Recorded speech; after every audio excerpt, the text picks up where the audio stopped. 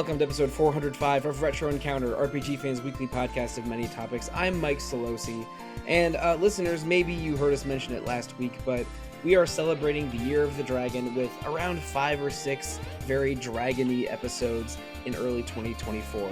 And we're continuing that with 2 episodes on Dragon Quest XI, Echoes of an Elusive Age. One of my favorite games of the entire 2010s or one of my favorite games on the PS4. I'm going to be really excited to talk about this game, but let's also hear from some other panelists, starting with Gio Castillo. Hello. Also, Tin Manuel. Hey. And Wes Iliff. Hey, everybody. Wes, Tin, Gio. I've already made my stance clear, probably on a bunch of episodes. I love this game. I planned on playing this gradually in January and February, but I was having so much fun, I just blazed through it. It took me about 80 hours, and I finished it in January 20th or something. I had so much fun replaying this. I played it when it came out in 2018 in North America, and sometime in the last 2 or 3 years, I bought the Switch version, 11S, which has some changes and some enhancements, and I played it on the Switch this time around. But let's hear a similar version from you. What got you into Dragon Quest, or maybe just 11? Starting with you, Wes. I know that you're an OG for Dragon Quest that goes back probably further than I do. Yeah, I learned to read on the original Dragon Warrior, the copy that came with Nintendo Power. It was one of my mom's favorite games, and I would look over her shoulder and ask what all this meant. And I've been hooked on the series ever since. So once the series kind of started coming back into more prominence in America, I was over the moon. Right around Dragon Quest VIII, it seemed like they started taking the series seriously again and releasing more and more of them. And yeah, I played Dragon Quest XI right when it came out. Beat it on the Switch version when it came out. Playing through the PS4 or Dragon Quest XI-S on PS4 now. For no reason other than to get trophies at this point.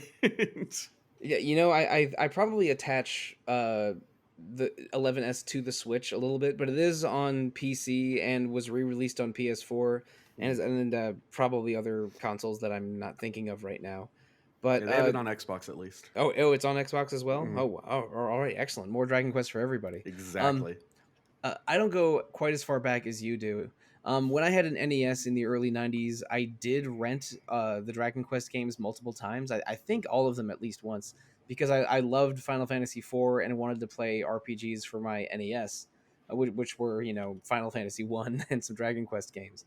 But I also thought they were Dragon Warrior at the time. I don't think I finished any of them, but I thought they were really fun and interesting. But I liked FF4 and FF6 more. Then in the 2000s, I get into emulation in a big way. I get Game Boy Color copies of Dragon Warrior 1 through 3. I play through basically the entire series up through 9 in the 2000s, and that's really what made me a Dragon Quest super fan. I just played all of them. And when 11 came out, I could not have been more excited. Everything about it looked beautiful, looked like exactly what I wanted, and it ended up being pretty much exactly what I wanted. I was blown away at the time. But Gio, I think you and I were on a Dragon Quest music episode of Rhythm Encounter a few months ago. That's right. And you mentioned that you were trying to play them mostly in order, but hadn't gotten to Dragon Quest XI yet. And I guess, but that was again a few months ago, and now here we are. Well, I didn't make progress. Like I stalled at 6 and decided when this episode became official, I decided, oh, let's just jump to 11. I think it's fine. Like my new plan is to do go back to 6, 7, 8, 9, and then 11S, and maybe if they ever put out 10, here in the West, then I'm gonna do that too. But yeah, I just couldn't wait anymore. I heard so many good things about 11. I started with Heroes, actually, like the Musou game, Dragon Quest Heroes. Yeah, that's my stuff right there. I'm well aware of that, and I'm thinking about playing that soon-ish. Maybe I'm on a Dragon Quest high. It is very good, especially if you like Elena, because she's and she gets a prominent role in that game, and her buddy Kiro they're hilarious. They're the They're highlights so of the good. game for me. Yeah, and yeah, they were my introduction. I mean, that game was my introduction to Dragon Quest, and ever since then, I've just been loving the series. So at this point, I'm basically a super fan, just like you guys. Excellent. Now, Tin, I think you mentioned before we started recording that this was your first time playing Dragon Quest XI, but how far do you go back with Dragon Quest? Um, Actually, my first exposure to Dragon Quest was not really me. It was my brother with DQ8. But then our disc was broken. Like, there were some scenes wouldn't load up. So yeah, we didn't really have the good experience with that. And then when DQ11 released, my brother was also the one who bought it, and I was just watching him while he was playing it, and I was also like finding it really good. So I was like, okay, maybe I'm not gonna watch him play anymore, and I'll just play it sometime. And fast forward to this year, yeah, it's my finally my chance to play it. I think the main reason was also when Gio also suggested that maybe I would wanna try it, and yeah, and I'm glad I did because it's so good. Awesome. And before we continue, this is for the listeners as well as for me, just to organize my thoughts a little bit. Dragon Quest XI is pretty cleanly divided into three different acts: Act One, Act Two, Act Three, and we're gonna really only discuss up to the end of Act One today. And Part Two is going to be focused on Act Two and Act Three and what they mean for everybody. Because Act Two is, I would say, Act One and Two are excellent. Act Three is a little controversial, and some people love it and some people don't love it. So, but all that discussion is going to be for next week. Today, we're just going to talk about what we like and don't like about the basics of Dragon Quest XI and all the story in Act One. And I know that's not a problem for any of us here because I mean Wes has played the game before, and Geo and Tin, you're both at the end of Act Two, beginning of Act Three. You told me before we recorded, so but just trying to set expectations for the listeners, and so I can make some sense of my notes here. Dragon Quest XI. Um, where do I put this? First of all, this is I think by far the best looking Dragon Quest game. Yeah. It Hmm. is Easily. stunning. I mean, Dragon Quest has had Akira Toriyama of Dragon Ball and Doctor Slump fame as its artist since the very beginning, and and all of these characters are unmistakably Toriyama characters with the spiky hair, the very thick bold lines, sort of illustrating everybody. The sort of, I don't know, the heads that are different shaped, but the eyes that are always sort of the same shape. The demons that always look a little bit like reptilian aliens. Um, they're very unmistakably Toriyama designs, but they just are so beautiful and well illustrated and animated that um, the first my first reaction to playing this game 5.5 years ago was holy moly, Dragon Quest has never looked better. I And know. Yeah. and I mean everything from the giant environments to the character animations, everything besides the main character's hair, I just love the look of. Yeah, for some reason, I'm playing the S version, and Gio's playing the original one Mhm. from the PS4 version. For some reason, when I played it, after I played, and then whenever Gio would boot up the original, I would also be stunned at the visuals of the original.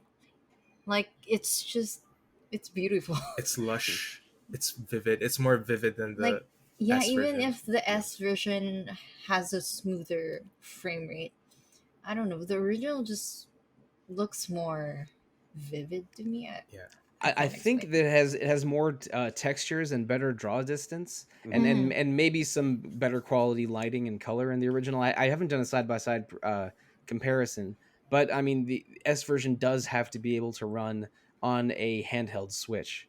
So that's Ah, so that that's the and reason. yeah, Mm-hmm. and Yeah. the original 11 did not have such a limitation because it was only PS4. Mm-hmm. And but well, the original 11 also did have a 3DS version that was only released in Japan. And in the S remake, you can switch between the 3D PS4 look and the handheld 3DS look anytime you visit a church.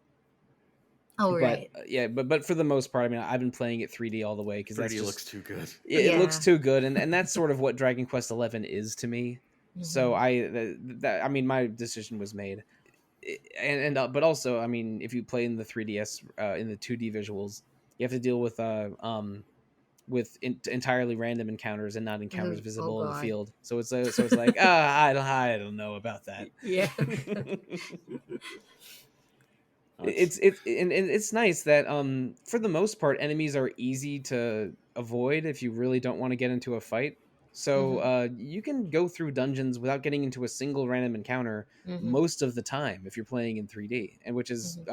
which is also something that they did in the 3DS remakes of 7 and 8, and I something I value very very much about all of those versions of the game. Yes. I really think that Dragon Quest XI is like the platonic ideal of a AAA turn-based RPG. It it does all of the basics that you would expect out of it, and it executes it about as perfectly as you can, including the big visual splendor of being like a AAA quality game. Yeah, I would agree. Like, I think that's like the X factor of 11. Like, it kind of even if it's not like the most like original narrative or like story, like just general story, like the way it executes it is just beautiful. Like, it's like you can tell it was made by masters of the genre. I don't know. That's how I felt playing it. And I mean, Dragon Quest has sort of always been like that. The storytelling and the writing is very simple and clean. Do not reference another Square Enix RPG series. Just don't. We're throwing that out here.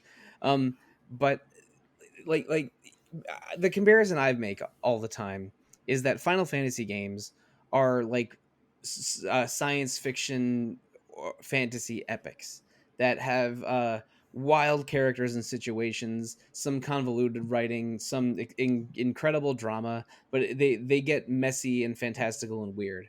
But Dragon Quest games are more like fairy tales that you can Yeah. explain in a few sentences, and the issues that you resolve as you travel around the world like sound like fairy tales or parables. Like in Dragon Quest 11, what to do here.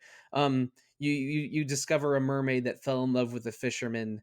You go and look for the fisherman, but you can't find him because the mermaid has been waiting for over 50 years and forgot that humans have short lifespans. But then you can go and either tell the mermaid that her long lost fisherman is dead, or tell him that he's still coming, and she'll and let's see what's another one. In Sniffleheim, every the entire a witch cursed the town to make it entirely covered in ice. So you try to free the town from its curse, but the witch was actually in the town trying to trick you into unleashing her full power. Like just like little situations here and there could be their own short stories. The Dragon Quest games are often very segmented. It's like you need to go and visit each town and resolve the problem going in happening in each town. But then once the entire story comes together, they all fit neatly together like a puzzle piece. In Dragon Quest 11, um, every single town in the game has situations in Act Two. I'm sorry, in Act One, Act Two, and Act Three that sort of build on each other and leading to a finale that's rewarding the more you explore the story and the more you and the more you revisit your previous places you visited. Oh man, I could talk about Dragon Yuji Hoри's storytelling a lot, but but in general, it's sort of segmented and sort of simply written, but very beautiful and very wholesome, and Mm-hmm. everything neatly fits together at the end. When you see it all come together and just neatly organized, it's so emotionally satisfying to get through one of these.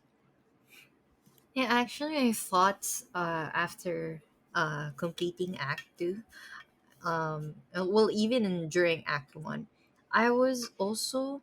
This is like by far the best game I've played that highlights every character in the game. Like every character in the party are they're everyone's a main character. Yeah, there's a full arc for every character, and they Yeah. don't feel like they're shoved in there. They feel like a natural part of the game, a natural Hmm. part of those vignettes at the different places you visit. Yeah, and all of those stories come together. It's just really good, you know. It's like it's orchestrated, you know? Mm-hmm. Mm-hmm.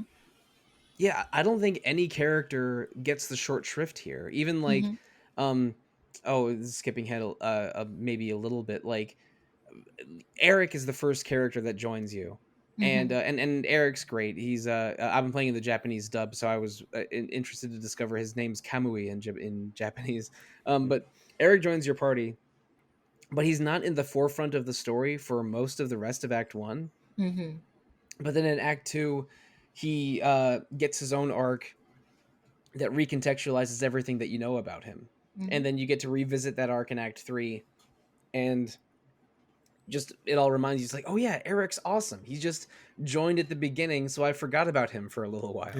And then, but he's also kind of hard to forget because he's maybe the biggest physical damage dealer in your entire party if you invest in some skills and setup with Mm-hmm. him. I agree. There's 8 main characters here, and all of them get story moments, optional side quest moments, character moments, and none of them feel forgotten by the end. There's no oh, what's an unfortunate uh uh previous example. There's nobody like Nevon in Dragon Quest 6 who a lot of people just forget even exists by the if they've played a couple Dragon Quest games. That's a good pull. That's accurate. The listeners will be like, Nevon, who's Nev? Oh, right. And if they can actually remember him. Well, if I brought up the beginning of the game and Eric, let's set the stage a little bit better. The Dragon Quest XI begins in the tiny town of Cobblestone. The main character just turned, oh, I think either 16 or 17. So he has to do this test of courage in Cobblestone. You do a very short dungeon. You meet your best friend Gemma and your dog Sandy, and everything's very very pastoral and cute in Cobblestone. But then they reveal at the end that the symbol on your hand means that you're actually the chosen luminary, the hero that's going to save the world. So this and now it's time for you to go to the big kingdom, the big city of Heliodor, not far away from Cobblestone, and present yourself to the king. You do that, but then things take a dark turn. This beginning mirrors Dragon Quest 3 a little bit, because at the beginning you meet the king, you get sent on a quest to find the 6 orbs and then save the world. But this time, instead of the king sending you on a quest, the king says, "Hey, if if the luminary is always appears at the same time as the monsters, how do we not know that the monsters and the luminary are working together?" And they throw you in the dungeon, and you're branded as the dark spawn, which is a remarkable timing with the Dragon Age episodes that we had 2 months ago. uh, and you're slated to probably be executed. But you meet a thief also incarcerated in the prison. That's our boy Eric. Eric helps you escape, and then you're on the run from the King of Heliodor's soldiers, led by Hendrik and Jasper. Hendrik is sort of the larger, sort of more stoic, honorable warrior, while Jasper is the sort of human sized tactician and cunning warrior. And Suave.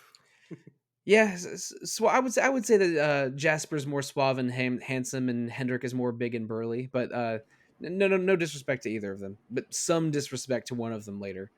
Uh, so the hero and Eric are on the run.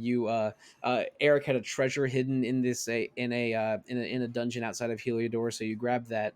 You use this portal to go to the opposite side of the to the opposite it's the same continent, to the opposite side of the same continent, to get away from the Heliodoran soldiers. You meet twin sisters Veronica and Serena when you're going through the town of Hoto. Mm-hmm. They're twins, but Veronica is around half Serena's size because she got cursed by a monster that took away her magic power and her years, her actual age, and so she gets her magic power back, but she is I think she's physically maybe 10 years old, while Serena is still physically say 18 years old. So they're like two twin sisters, but one of them has been shrunk down to child size. And then not long after that, in the town of Gallipolis, you meet the delightful Sylvando, who is a sort of roguish character who's a circus performer and a swordsman, kind of a jack of all trades, but he only cares about bringing smiles to the world.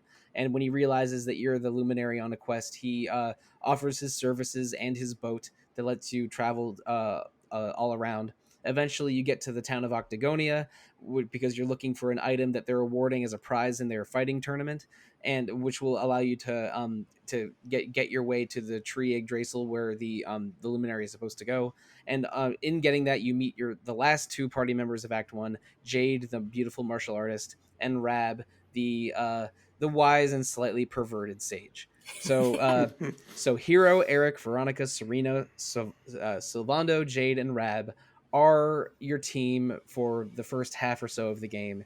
And I'm just getting this out there. I love them. It's a killer team. It is everyone has great lines. Everyone is capable of humor and drama. And we talked about how none of the characters feel neglected by game's end. Everyone has multiple builds depending on how you set up their equipment and skills. Uh, it's just so fun interacting and tinkering with these seven. So if you've heard me on podcasts before, I think I've drafted Sylvando and Jade in different RPG character drafts in the past. So I think safely those are my two favorites. But does anyone want to talk about their favorite character, even if it's even if it's the Luminary, in Act One? Well, I loved Eric the most, I think, um, and that's I don't know why, but I oh okay. Well, when I just want to say like in my head canon, he's in a committed relationship with the luminary, like they sympathize with each Nice. other. And I don't know, like it just colors my perception. Like I just think, oh, that's my boyfriend when I see him. And I adore him. He's like a really wonderful iteration of like the thief character. Mhm. He Not to go into Act Two stuff, but like his backstory is like really kind of it's quite touching actually, um, and the I don't know, he's just with you from the start, and it's like hard. I feel attached to him. Like I love Serena, I love Veronica, I love everyone else, but he's been there with you from since day one. So much love to Eric. Uh, For oh, go ahead, oh, Wes. oh. Okay. Uh, for me, it's got to be Sylvando. Sylvando, he speaks to the non-binary part of me in a big way because he doesn't get too bothered by gender norms or by any norms really. But he still manages to be this really strong, focused character. He might have the best clarity of purpose of anyone in your party in a few ways. Um, he can be absolutely hilarious, but he can actually do the serious part well too, which is rare for this kind of character. You see that, you get worried this is going to be some kind of gay panic stereotype, and it's not. The game never makes fun of him for who he is. The game always appreciates Sylvando as like the wonderful human that he can be. Yeah, I mean, Sylvando is always presented as flamboyant and Mhm. maybe a little bit silly, but they make it very clear Sylvando's strong. He is a master knife thrower and swordsman, and is never ever shown to be weak or cowardly, and all and is sort of like equal parts warrior and entertainer. And everyone that meets Sylvando is totally delighted by him. Like he'll, whether he's just starting an impromptu dance party at a feast in the castle, or he's this is skipping ahead a little bit, like just finding a parade of followers to join him, The best. walking around the continent. Sylvando is a flamboyant stereotype in a way, but never ever portrayed negatively, and is I think one of the probably the most beloved of the companion characters in this game. And what was the last one bit? I think that the name Salty Stallion is pretty hilarious as a ship. Yeah. uh, well, me playing the game, like at first, when I also first encountered Eric, it's I was also very attached to him. But oh my god, almost every single time I meet a new companion, I'd be like, "Oh, I love this better." So I'm like, I can't pick. But yeah, I guess summarizing it all, if I really had to pick, I'd also probably pick Sylvando as well. For all the reasons that you guys just mentioned. And maybe just so someone besides Sylvando gets some attention. I love Jade. Yeah. Like Mhm. a Jade's number 2 for me. yeah, beautiful martial arts girl is kind of a it's an RPG stereotype. All of us have probably partied up with 5 or 6 minimum beautiful martial arts girls, but Mhm. she is a super cool one of those. Her moves are very stylish. She gets a lot of cool scenes in the game where she's just just kicking fools left and right. Yeah. Mhm. And More than anyone else, honestly. yeah, I think she gets like the coolest action scenes She does. outside of actual battle. But Uh huh. yeah, she like those legs were made for kicking. Mhm. It feels like the cutscenes make her like in terms of power level. She seems like the most powerful party member because she even like goes toe to toe with Hendrik. She kicks Eric's ass. Like I don't know. She She's really is the physical powerhouse of the team. Mhm. yeah. Yeah, she has the lowest MP in the team by far. I'm not even sure she broke like 120 when I got to like level 99.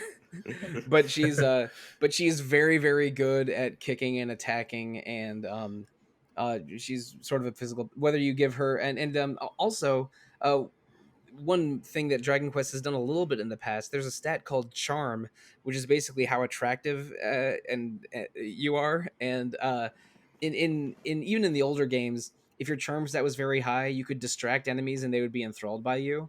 And that's true for everyone in this game, even if the hero or like Serena or Eric has a very high charm stat, they'll be like, "Oh, the heel slime was entranced by Eric's charm." Um, Jade and Sylvando have massive charm stats Mhm. with equipment that can get them even higher, and a few spells and attacks that scale off of charm instead of attack or magic.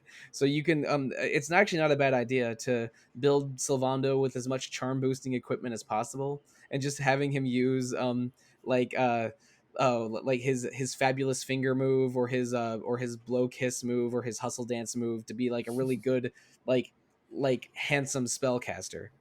Hustle Dance is the ability of the game for as far as I'm concerned. Yeah, it is by far the best healing spell until like I think a couple characters learn multi heal maybe in the Yeah. mid Mhm. 20s, but like you can learn hustle dance way before anyone gets multi heal, and it scales with charm, so it'll eventually heal more than multi heal does, unless Serena's magic mending can get absurdly high, but and then Serena's basically only good for healing, but Sylvando can Mhm. kind of do it all, including group heals. It's oh man, I could talk about skill builds and tinkering with all of them. Did anyone have either a weapon choice or a favorite ability that they used in let's say the first half of the game? Let's not go too far into the end game.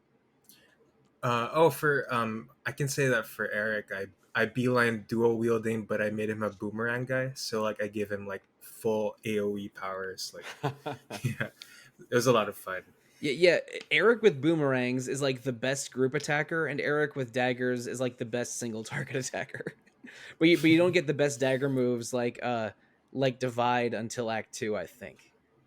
So, Mhm. but Eric needs a little bit of help, and he doesn't have heavy armor or anything. But dual wielding Eric is incredible damage. He's so much fun. Yeah, Divide, poison, absolutely. persecutor, just watch things Uh huh. melt.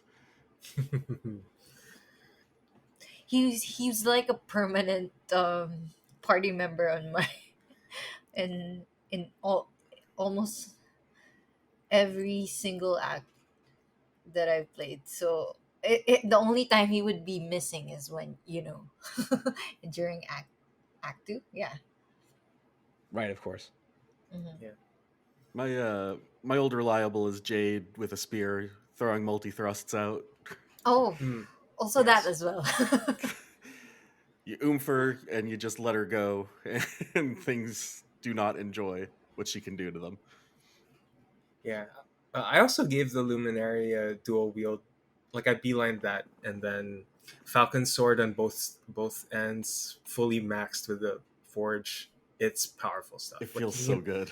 yeah, it feels so good. You can do that really early on. It's awesome. Remarkably, I built my characters almost the same way this time that I did 5 years ago, just because I sort of knew what I liked about them and what I wanted to do with them.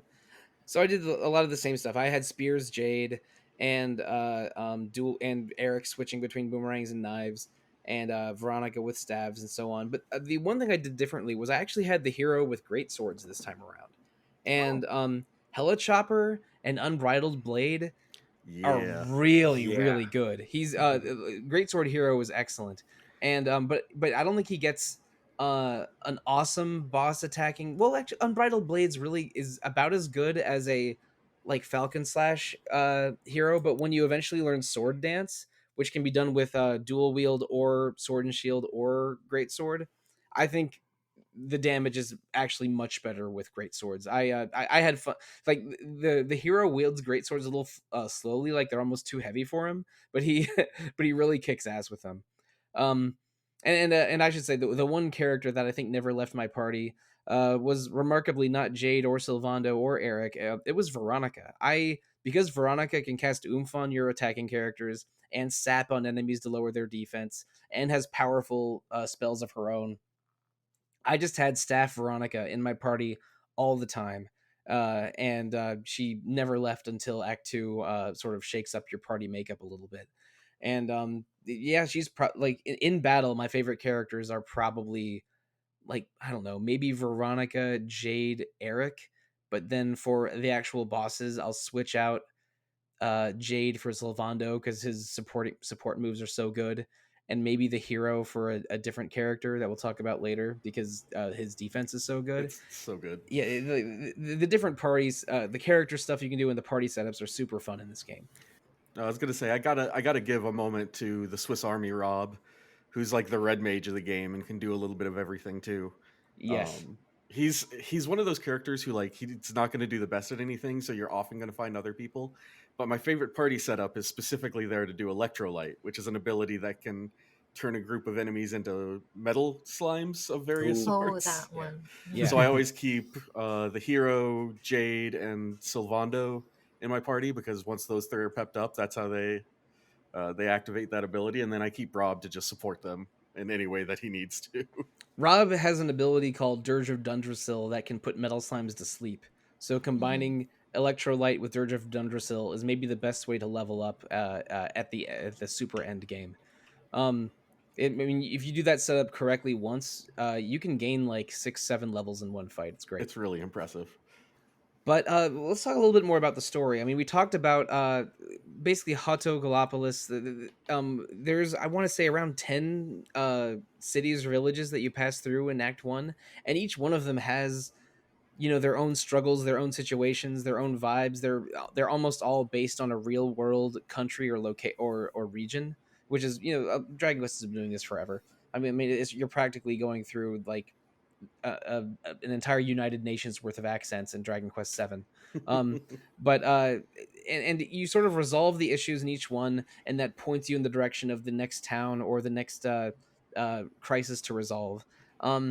Does anyone have like we? I don't want to go through every town and every location like bit by bit. But does anyone have a favorite city or a favorite story situation that you encountered in Act One? For me, Gondolia is easily the funniest city because they're all like, "Scusi, my name is Placido. I lose some my voice," or something And like then that. that's where we meet Silvando. Yeah. So- Yeah, well, yeah. well, Gondolia is definitely Venice because of the Italian accents and also the canals all the way through the city. My favorite thing about Gondolia is there's two brothers that are both run an armor shop, and if you go between them and say, well, the first brother said he would sell it for 20,000, ah, then yeah. and if you go between them, you once in each act, they will sell you a piece of armor that is very very good for way cheaper than it's worth if you turn them against each other and drive the price down. Well, Just delightful. I was also so surprised where that's where you also find where you first see Sylvando's ship. I was like, what the hell? He's rich. I was really just expecting a small boat or something when he told us to go there. So Nope, it's a pink salty stallion. yeah. just just an amazing boat and name and everything about it. Well, for me, I enjoyed Sniffelheim as well, like the story Mm. there about the city getting frozen, and there's that witch where you have to, who was trying to fool us. Yeah, compared to all the other towns, I think that's the one I really enjoyed the most. I I, Mm. I love the witch Crystalinda because Yes. like when you fight her, she just seems like a normal one-off villain that you never hear from again after you defeat her. But Yeah. but if you keep hanging around Sniffelheim after you defeat her, the Queen Frizabel's like, actually, I'm really inexperienced at this because my dad died less than a year ago. Do you think you could stay on as my advisor? Yeah. And you can find Crystalinda and Friesabel at the cafe talking about Friesabel's boy issues. You find a man in town who's in love with Crystalinda, but then he realizes that she gently rejected him, that saying that it was 100 years too early to be her lover. They turned basically Crystalinda like starts out as a one-off villain, then is like just a very entertaining NPC that sticks around. And in Act 3, Crystalinda's awesome because there are three rare crafting materials that she will trade you. Oh. I'm trying to remember all of them. It's I think it's black tears, kaleidocloths, and crimsonites, which are just very very rare equipment materials that you need for a bunch of equipment. And she'll trade them for serpent souls, and serpent souls are really easy to farm. While those other three pieces of equipment, those other three items are very difficult to find. Incidentally, Crystalinda became one of the most popular monsters in Dragon Quest Monsters of the Dark Prince just because her personality, everything about her, like it stuck out with Dragon Quest fans. Yeah, oh man, I think at the risk of sounding very crude, I think I tweeted a list of a few weeks ago of the best surprisingly hot moms in Dragon Quest 11, and Crystalinda was she was I think maybe second or third on the list. Yeah, it's like, oh no, another hot mom. What's this coming to? It's like even the Mermaid Queen, and there's and now and now the Elder of Hoto. What's going on? It's like, I've It's like Oh when yeah. Hendrik was like, "Oh, I don't want to be your boyfriend forever." I was like, "It's not really that bad." Like I think there are worse punishments. yeah. for towns, I've got to give a shout out to Hato too. It gets a lot of attention from the localization standpoint that honestly it deserves. I think there's a reason it gets a lot Yeah, of holy attention. moly! Mm. Everyone speaks in haiku, Every single except person. except for the small children who are still struggling to learn haiku and start making mistakes over occasionally. It's I mean, very very sweet.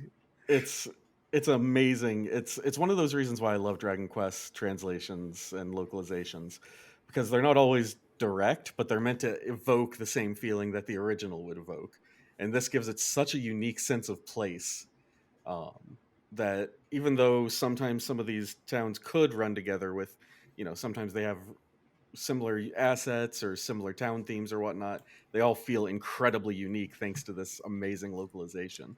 Oh my! Every one of these towns has like four bunny girls and one shirtless man with a bull mask on. But thanks to the town's atmosphere and everyone's accent, you can figure out where everybody's from. Yeah. That's maybe my favorite thing is when you go to Oh, one the bun- town the and you bunny meet girls are your someone favorite from. thing. Oh, No, I see. I no, see. no, no, I see no. how it is, Wes. Oh god, I'm gonna get in trouble for this one. Oh, the fact that like you can find people in towns that are definitely from other towns, and you can tell because they carry over like the speech patterns of the place where they came from, and that's just like next level work to me.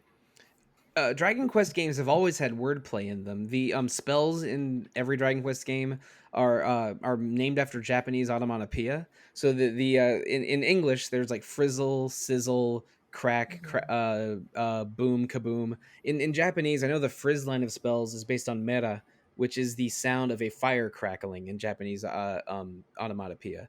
And but because of that, every town in Japanese in the Japanese language track as well, every town will have some kind of vocal tick or some kind of pun that's frequently used, and those don't translate super easily into English. So instead, they did the thing with different with different accents. I think it's excellent. It's a lot of localization work trying to figure out how especially just transliterating things like Irish and Scottish accents. But it does lend character and flavor to every different location. And I think Dragon Quest XI does it maybe as well as any game in the series. It's spectacular. Mhm. I wish they would do like a Philippine location in Dragon Quest 12, and like I everyone would be speaking in Taglish, because that's I'm very common. oh man, I'm trying to think. There are several like Pacific Islander towns, but that's not really the same as the Philippines. Phenomenon in this game is definitely based on Southeast Asia, either Hmm. Mm. probably either Cambodia, Laos, or Thailand, I think. And I really actually love the side quest that goes on in Phenomenon in Act One. Yes. Because you like there's an evil painting or a demon possessing a painting that's entrancing villagers, but it's also where you find the magic key, which leads you to the Sniffelheim part of Act One, and also gives you lets you open all the red doors. Because finding the thief key, magic key, and ultimate key, or sometimes just one or two of those, is a tradition in I think every Dragon Quest game back to three. Is that right? Is that is Yeah, that is that the one that started giving you fancy keys? Yeah, I think so. Right, Because but I the replayed it recently, and I think oh that was the first one I remembered. excellent, yeah, that felt right to me. But not every game has all three keys. There's only two in Dragon Quest 11. But I thought that was also fairly unique because I mean I don't know of very many RPGs that will lend a distinctly Southeast Asian flavor to a location. I mean, there's the literal Angkor Wat based on Cambodia in Illusion of Gaia, but I don't know of many others. I'm not sure other than some island towns. I can't think of a Philippine like analog, a Tagalog analog in a Dragon Quest game. But there's hope for 12 Flames of Fate. There's hope. yeah. Here's hoping. If Oh, I can't wait. if What? Like a Dragon can come to America, then Dragon Quest can come to the Philippines. I Like a believe in Dragon, us. Infinite Wealth kind of references the Philippines at some point, I think, It's right? true. No, Yeah. they do Mhm. mention a character escaping to the Philippines at one point. Mm. And there's actually a very prominent Filipina character in Yakuza 4.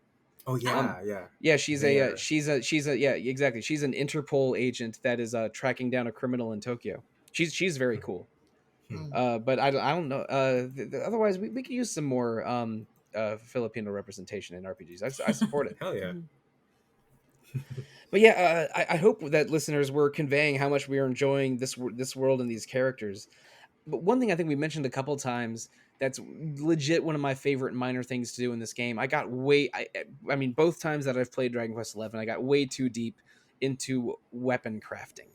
The you're always finding materials, you're always finding weapon and armor recipes, and you forge them in an item called the fun sized forge, which in the PS4 version you have to use at camps, but in the S version you can use anytime from the menu. And there's a sort of like a forging targeting mini game that you can level up your forge and learn forging special moves that'll let you get perfect critical hit forge like hammer strokes. I I had a lot of fun getting basically every weapon and armor that I wanted to use maxed out to +3 because I just love forging and crafting in this game. Yeah, there's a very addictive quality to it, and it's not like overly complicated because that sounds like it could become really, really complicated. But in the moment to moment of actually doing that forging, it feels intuitive, which is rare. I often find that crafting mini games or crafting um, portions of games can often be like the hardest to penetrate, and it's just not the Oh case god, here. just looking up tables of different crafting jobs in Final Fantasy 14, I think gave me Yeah. stress. I think gave me stress nightmares. But in this game, it's like it's very clean. It's like, oh, here's the pattern for this weapon. Here's where you're trying to get the hammer, the where you're trying to get the meters to.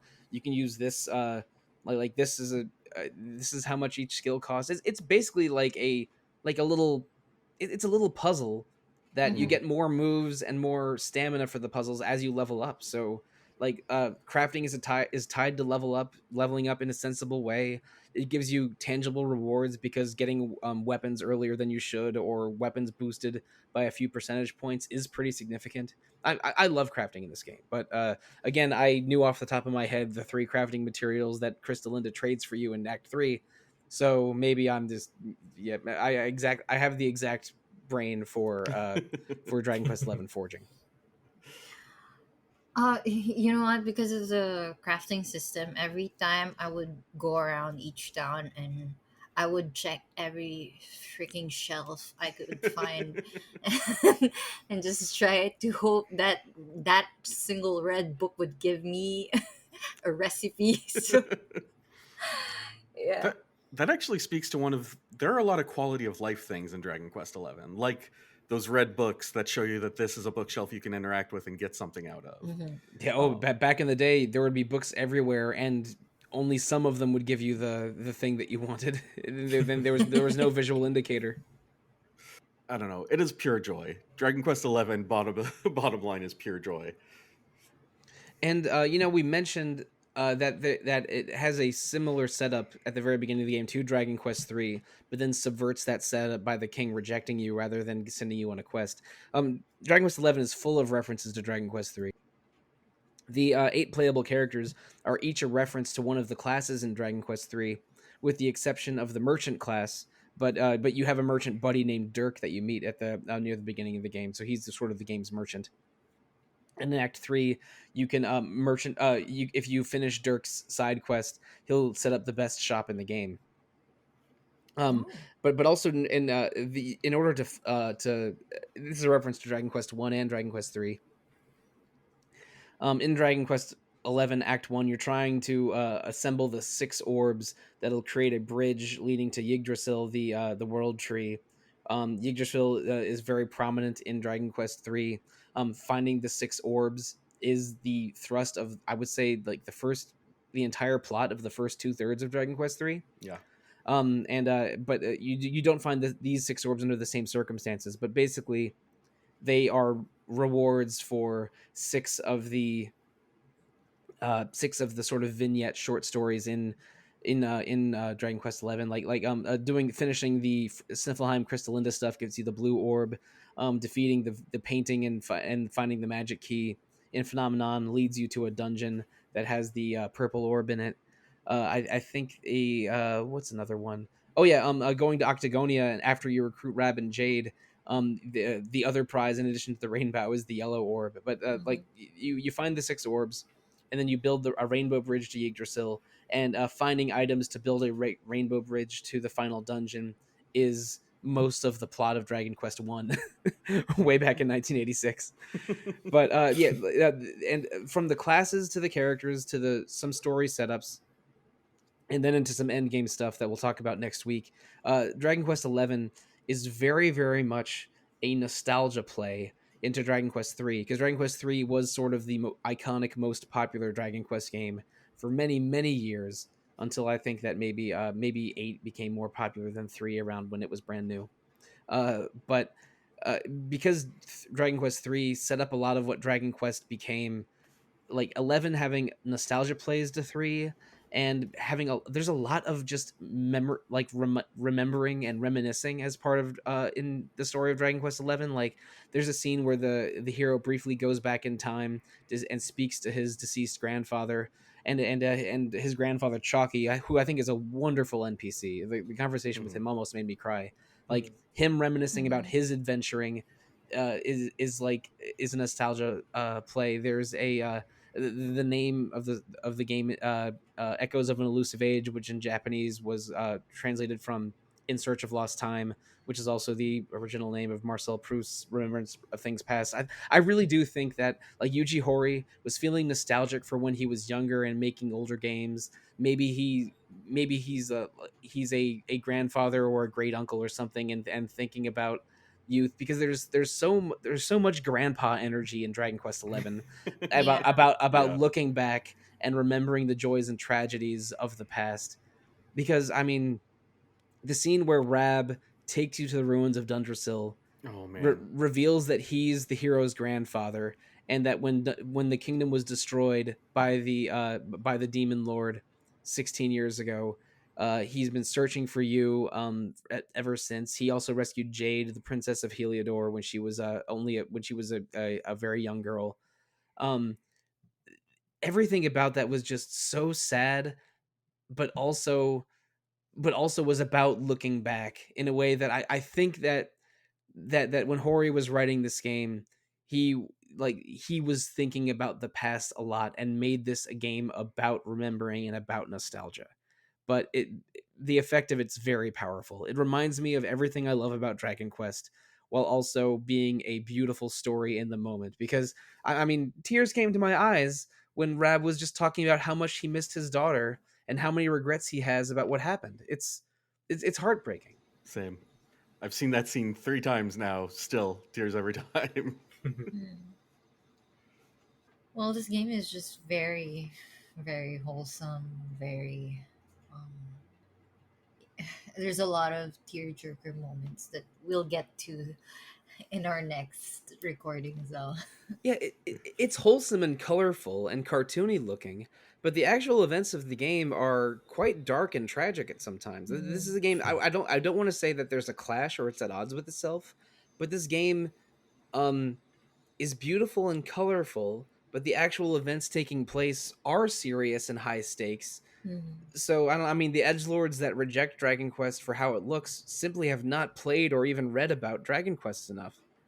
Um, in fact, I mean, this game hits it on every note for me. I think the only major disappointment in Dragon Quest 11 is the soundtrack. I Yeah. mean, Koichi Sugiyama's music is not bad. Like, the individual tracks aren't horrible, but there Uh, aren't very many of them. In that, like, the regular battle music is just reused in dramatic fight cutscenes. yeah. That made me laugh the first time I was playing it, especially because you didn't have the orchestrated version in the original PS4 release, so it Yeah, it hit even even less back then. yeah. The scene of of Hendrik chasing the hero and Eric before they can jump through the portal, and it's like this intense chase on horseback where they're shooting down your horses with arrows, and it's like, but it's still the ba ba ba ba bow, It's like from every random battle. And or when Jade has one of her really dope martial arts scenes where she's like, kicking Hendrik in the in his shield, and it's really really intense. It's still ba, ba, ba, ba, bow, and it's like really you couldn't. I mean, I'm not saying we all have I'm not saying that you can be Masayoshi Soken here with and right. make bespoke music for every single moment, but really sometimes it feels like there are 11 songs on this entire soundtrack, and six of them are remixes from old Dragon Quest games. Yeah. Look, the Academy of Maître Médaille or whatever, that's the castle music from Dragon Quest 5. You Yep. can't hide that from me. That's the Dragon Quest game I've played the most times. But yeah, I won't say every individual song is bad. It's just sort of mid at best and way Yes. repetitive, and not enough, and not diverse enough at worst.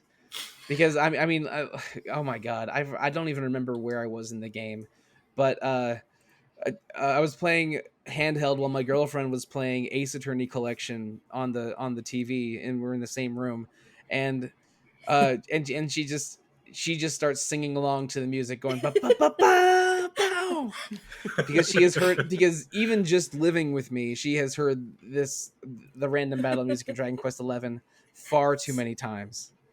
uh, Unpopular opinion. That's why I was just laughing so much earlier. Uh, th- I barely have any like exposure when it comes to Dragon Quest games, but I played DQ Builders as well, and I was also Lovely getting game. annoyed at the music. Yep. but but when I played 11, unpopular opinion, I love the battle music so much to the point that I would be the same as your girlfriend. I would always hum that battle theme every now and then. Yeah, again, I don't think the battle theme is bad, or the traversal or any of the town music. I don't think it's bad. I just don't Mhm. think I just think we hear the same Yeah, I know. fewer than 10 tracks over and over. And none of these are like mega bops. Like, I mean, oh my god, I played Octopath Traveler 2 last year, and there's, I don't know, maybe 5 or 6 battle tracks in that game, and all of them are absolutely killer. But Yeah. yeah, my favorite Dragon Quest 11 song is probably one of the DQ3 remixes.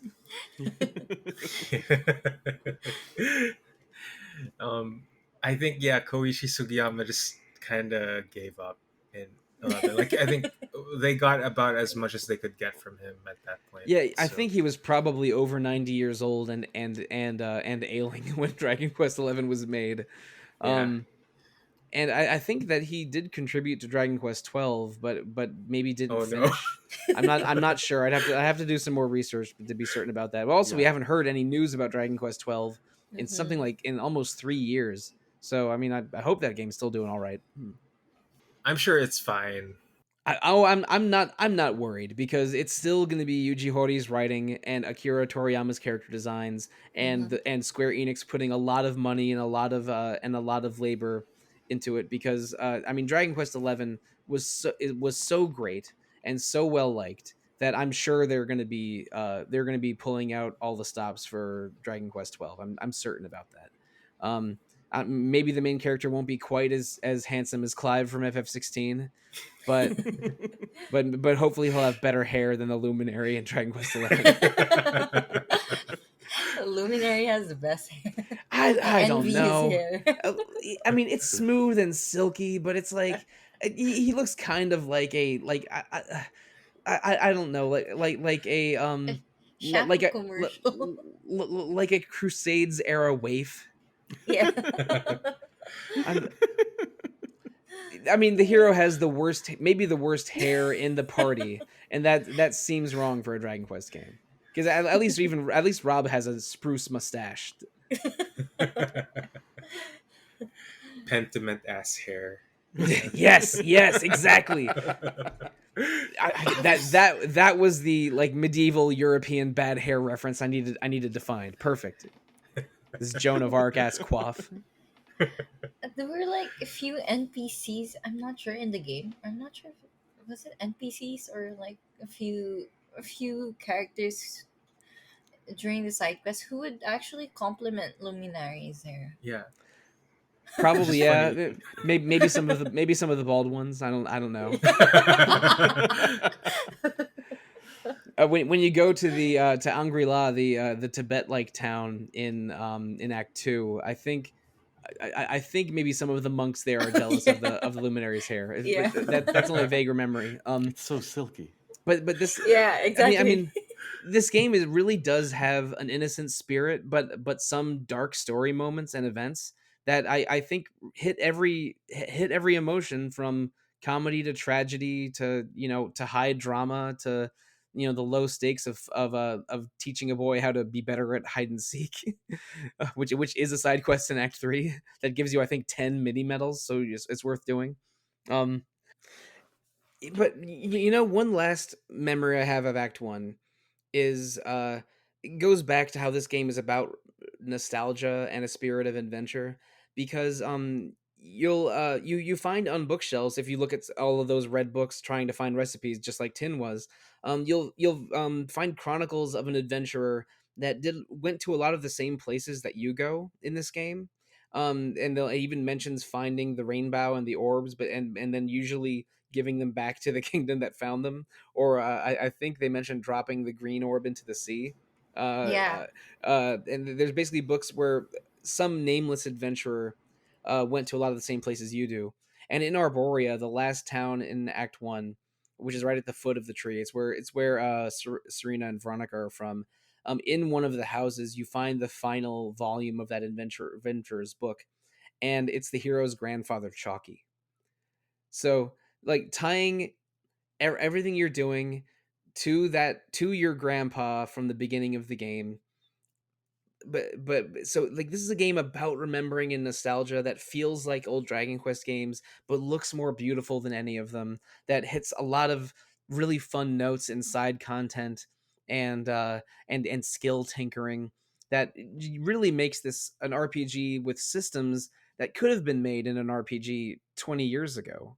Like if a PS2 game had a story like this, or crafting like this, we wouldn't be shocked.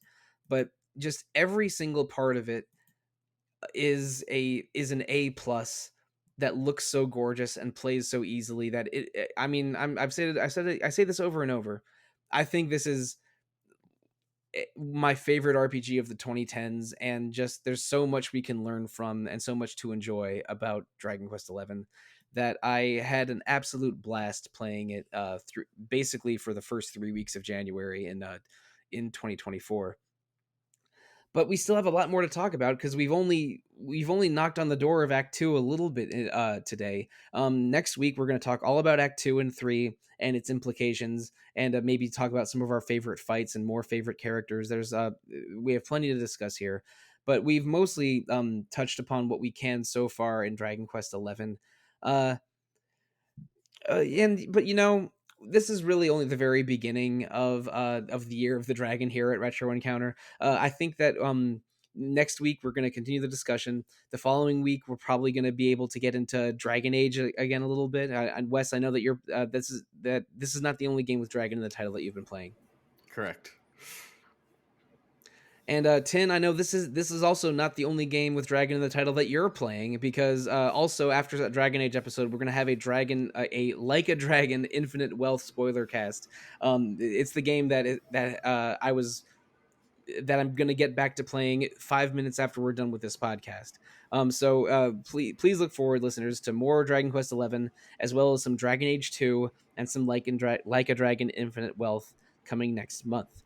But if you want to get in contact with us and ask us about our favorite Dragon Quest XI characters, or Like a Dragon classes, or dragons in Dragon Age, you can always email us, retro@rpgfan.com. Also follow RPG Fan on Facebook, Instagram, Threads, Twitter, Twitch, YouTube, and Discord, always called RPG Fan or RPG Fancom. RPG Fan also has a shop. If you go to rpgfan.com/shop, you can shop for RPG Fan themed apparel, including baby onesies, t-shirts, hoodies, phone cases. That's a great way to support the website. There's also 2 other fine podcasts on RPG Fan: Random Encounter every 2 weeks about randomness and what games we're playing, and Rhythm Encounter every other 2 weeks about rhythmness and RPG music. You can review Retro, Random, and Rhythm Encounters on Apple Podcasts, Google Play, Spotify, or however you listen to podcasts. Please give us feedback at your own discretion. But if you want to reach out to us as individuals and not as a podcast, let's tell the fine listeners how to get in contact with our fine panelists, starting with you, Gio. Yeah, you can find me at Discord. I go by Geo, or like 10bstar over there, TENBISTAR. Or you can also email me at geo@rpgfan.com. Now, Wes. You can find me on Twitter at Wes Iliff, or on Blue Sky at Lone Weasel. Now, Tin. Oh, you can just find me on RPG Fan Discord. My name is Tin, right there. So And listeners, you can find me on Blue Sky or Instagram or Discord. On all 3 places, I am called at Evoker for Dogs. And that is a reference to Persona 3, another game from a loaded 2024 that I am not playing right now, because right now the RPG release schedule for the first few months of the year is frankly insane. I don't know when I'll ever get to P3 Reload, or maybe even FF7 Rebirth. Oh boy. yeah, It's Oh, overwhelming. boy. There are so many video games, I'm kind of amazed. I spent a full 3 weeks and 85 hours playing an old favorite from 2018. It's just that good. And I don't think I regret a single moment of it. Listeners, thank you. Good night and good luck.